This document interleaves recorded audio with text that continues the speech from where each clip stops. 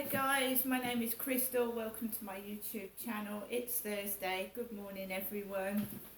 The sun is out, but for how long? It's April showers and windy weather.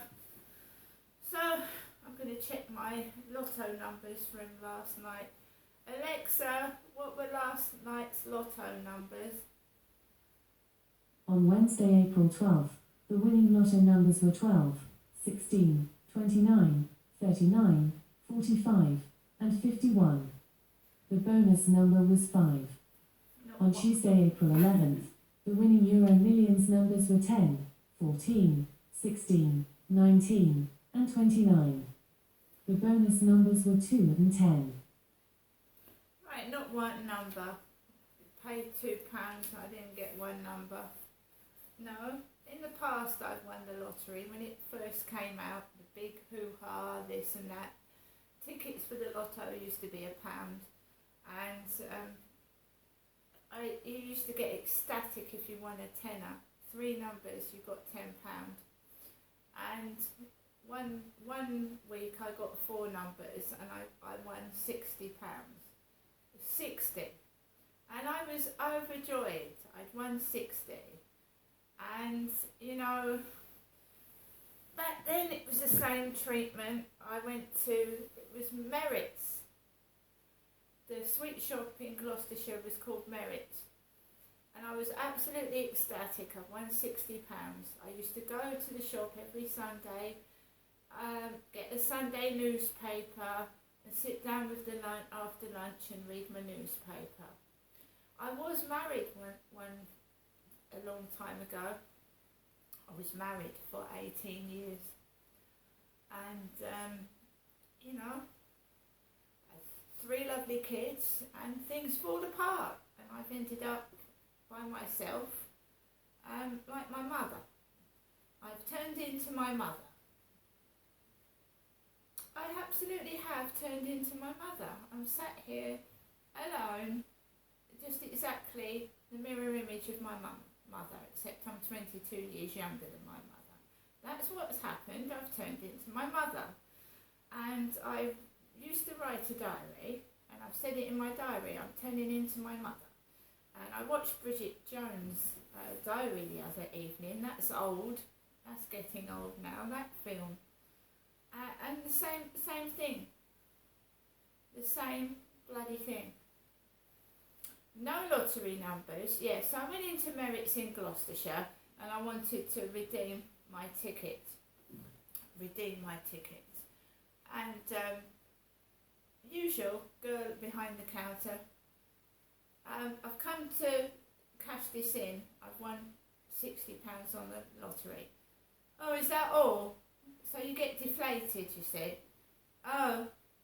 And then another customer would walk in and they treat that customer completely different. So it's been going on for ages. Like every day someone's got to upset me, make me angry, and cause trouble. So that went on in Gloucestershire.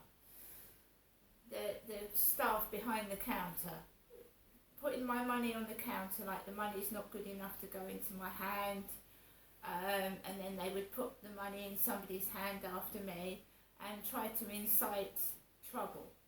And I'm not a violent and aggressive person at all. I'm very soft and shy when I'm in a group situation. And it's like that these women are trying to make out that I'm violent and aggressive. I went into the pound shop a few months ago and there was a girl talking to her mate. Oh yeah, he's aggressive, he is. If I go home, I think he's going to punch me. He's like an animal. And as I walk past, going down the aisle of the pound shop in the Pentagon Centre, that's why I used to wear earphones. I don't want to hear what other people are saying. But I can't wear them because I've got damage to my jaw and ears through trauma to my head, so I can't wear earphones. I don't want to hear what other people are saying. I want to go outside. I'd love to listen to music rather than woof, woof, woof, and the crap that comes out of some people's mouth. I don't want to hear it. I don't care what they're doing. What's relevant is what I'm doing, where I'm going, and what I've got to do, what they want to do, and what they've got to do. I don't want to hear it. I'm not interested. No, if someone is interested in me, they come up to me and they speak to me, I'll speak to them. But I don't want to hear about, oh, I did this with Gary the other day. I'm going to Euro Disney. Yeah, we're going to get this and we're going to do that. I don't want to hear it.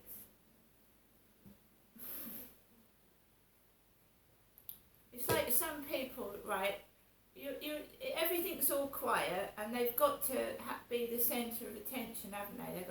They've got to yell on their phone and tell the whole train what they're doing, the whole bus what they're doing. They can't sit there quietly. They've got to yell so everyone can hear it, or they've got to giggle and laugh at some poor person on the bus, on the train.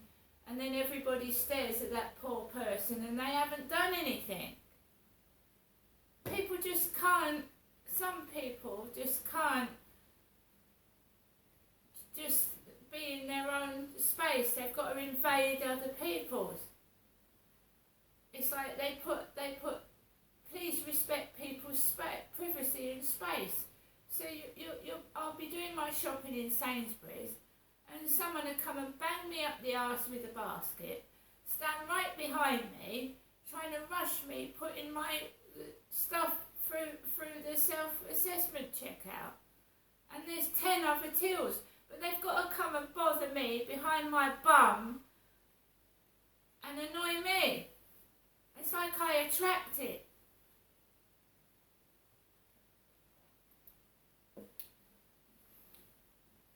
So yeah, I'm just going to get on with today and take it as it comes. The sun's out at the moment, so I'm going to make the most of that. I'm not seeking attention. I'm not seeking company, because if you wait, you'll get the right person. If you keep forcing the situation, then it's not going to happen. You don't stuff yourself in someone's face. That's not how to meet somebody. They're going to think you're desperate. You know what I mean? I don't do that. If no one comes along, no one comes along. I've been married. I've had relationships. I was married for 18 years to a man, because I'm a woman. You see, I'm 54. The bullies that have bullied me are in their 20s. They weren't alive when I was married. They weren't alive. So they wouldn't know I was married, would they? They weren't even born. So you've got girls of my son's ages bullying me, calling me a fella, and all this fucking shit. And they weren't even alive when I was born. They don't know who the fuck I am. They haven't got a bloody clue. It's like these call operators on the end of the phone when you call the police, talking to me like I'm a fucking kid, and I'm 54.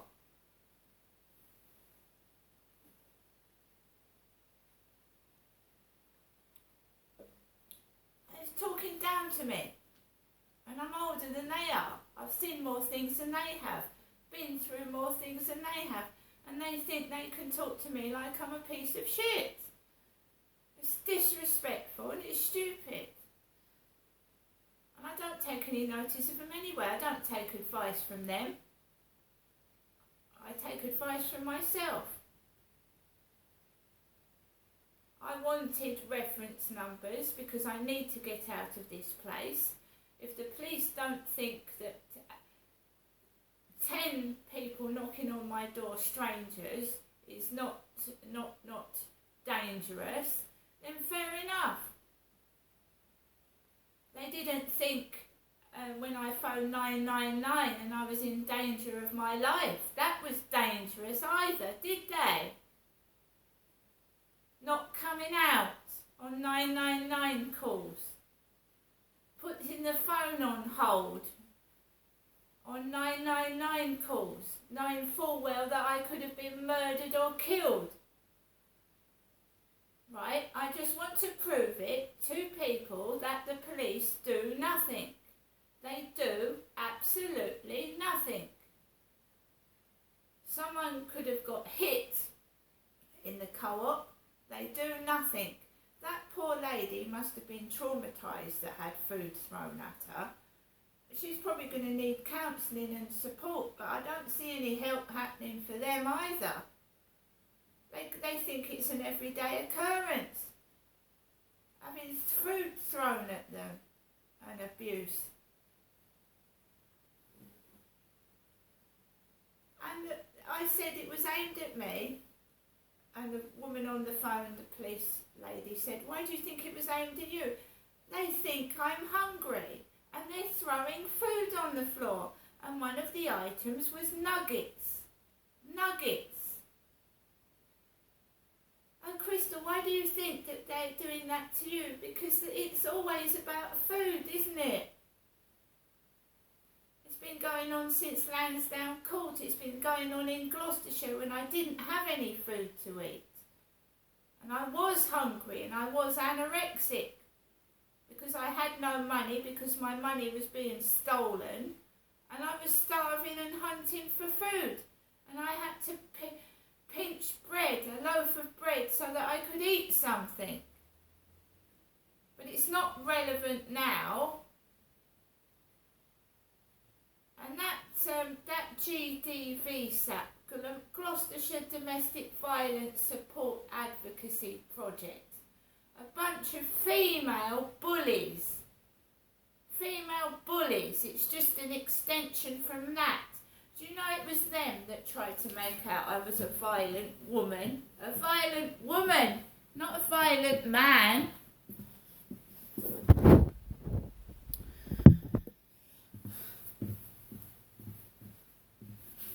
I'd come back from London and I was forced out on the streets. I went to Herbert Warehouse, the docks in Gloucestershire, Herbert Warehouse, and they put me in female domestic violence accommodation. You don't put men in a women's domestic violence refuge. So I was put in a refuge. Then I was put in to follow on Safe House, and they put me with this company, Gloucestershire Domestic Violence Support Advocacy Project, and I was bullied from day one. Sue said that I was fat. I said I'm pregnant. They didn't believe I was pregnant. I had to have a second pregnancy test to prove I was pregnant because they didn't believe me. I was pushed around, ordered around and treated like shit. So this Sue said I was fat. I said, I'm fat, am I? I said, I'm pregnant. We're going to have you looking ship-shape and like a 19-year-old in no time. How are you going to make a pregnant woman slim down? I was 6 months pregnant. You can't lose weight when you're pregnant. They were like fucking Nazi German women. They were. Trying to get a pregnant woman to lose weight. I mean, yeah, by frightening the life out of me. Putting me in accommodation that was falling apart. I was scared to death. I recognised one of those women from a pen pal site. I don't think she was a bona fide, genuine worker at all. I don't think she was, and this bullying has stemmed from there. That's where it's come from. They used to traipse me down to the local co-op. There'd be dogs tied outside. And I looked terrible. I had no money. I was homeless. What do you expect a homeless person to look like? A queen? All my jeans were frayed. I was dirty. I had no money. I'd been thrown literally out on the street, homeless. What was I supposed to look like? And that's how I ended coming down from Gloucestershire to Chatham, where I had ripped jeans. Me, Genestra, had ripped jeans. Me, Genestra, was starving. I had a black eye. I'd been sexually abused and assaulted. And I was hungry. It wasn't Jennifer that went through that. It wasn't my mum that was in a women's refuge in Gloucestershire. It was me, Janestra, not Jennifer. Although this Ben, my mum's mental health worker, had told my mother Jennifer to go to women's refuges to escape Derek, her husband. So I just find that a bit funny, if you ask me. She'd been told, my mum, to go to women's refuges by her mental health worker, and they put me in one. I didn't want to go in a women's refuge. I didn't think that was necessary. I told them from day one that I wanted to go into a flat of my own, and they stuck me in this fucking awful goddamn place where I was ordered about pregnant, told to hoover the floor, even under the bed and everything, when I was suffering from morning sickness. Every time I had a baby, I threw up for about 3 months, continuously, which does make you lose weight, doesn't it? Keep throwing up. I was treated like shit. Absolute shit.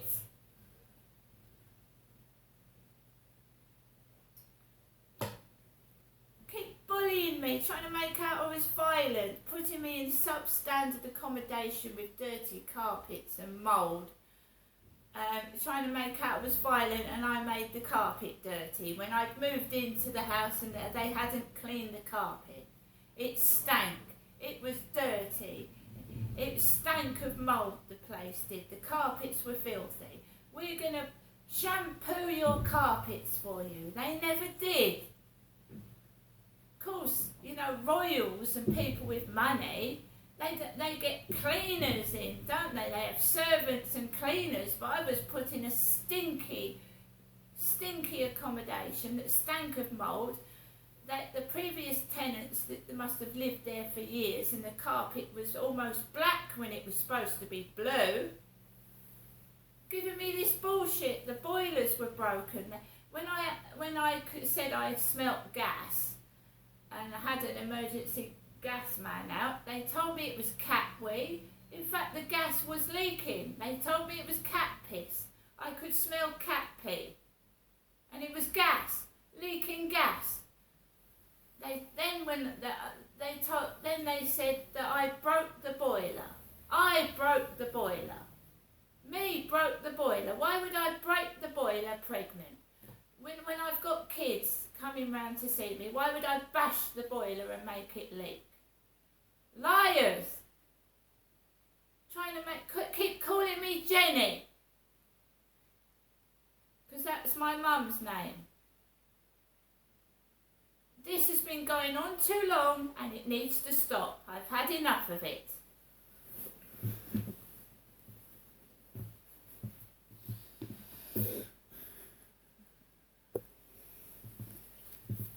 So now I'll say it quietly. What I've been saying is they've been making out, I and my mother Jennifer, to get off child abuse charges. Every time I call the police, I'm not taken seriously because they keep saying I'm mentally ill, and I'm not mentally ill. I've proven that. I went out yesterday, I experienced extreme bullying, I didn't lose my temper, I didn't shout, and I've done nothing wrong. I certainly don't steal. There's no need to steal. I've got money, I've got enough money to look after me. There's just me. I don't have children. I've had my child taken off me under false pretences, right? Lies, and I want compensation, and I'm not going to stop till I get it. And that's the end of it. I'm not mad, I'm not bananas, and I'm not Jenny either. My name now is Crystal, and it never was Jennifer or Jenny. And I think the police, that is fraud for a start. Coming to the door with a takeaway with somebody else's name on it is fraud. Saying someone else lives here when they don't is again trying to cover up the truth. Covering up the truth. I haven't seen my fourth son in over 10 years. And they're not Jennifer's children either. Because I'll go around there and my mum will say, oh, so-and-so, your 4 children, they're not mine, are they, Janestra? Your kids aren't mine, are they? That's all I get. And why are you trying to pretend to be me? I said, I'm not trying to pretend to be you, Mum. I am my own person, right? I still can't see my 4th child. I've seen the other 3, but I can't see the 4th one. Do you know it's been hell on earth not being able to see one of my children? It's disgusting, and it's lies, and I want compensation. End of. See you later.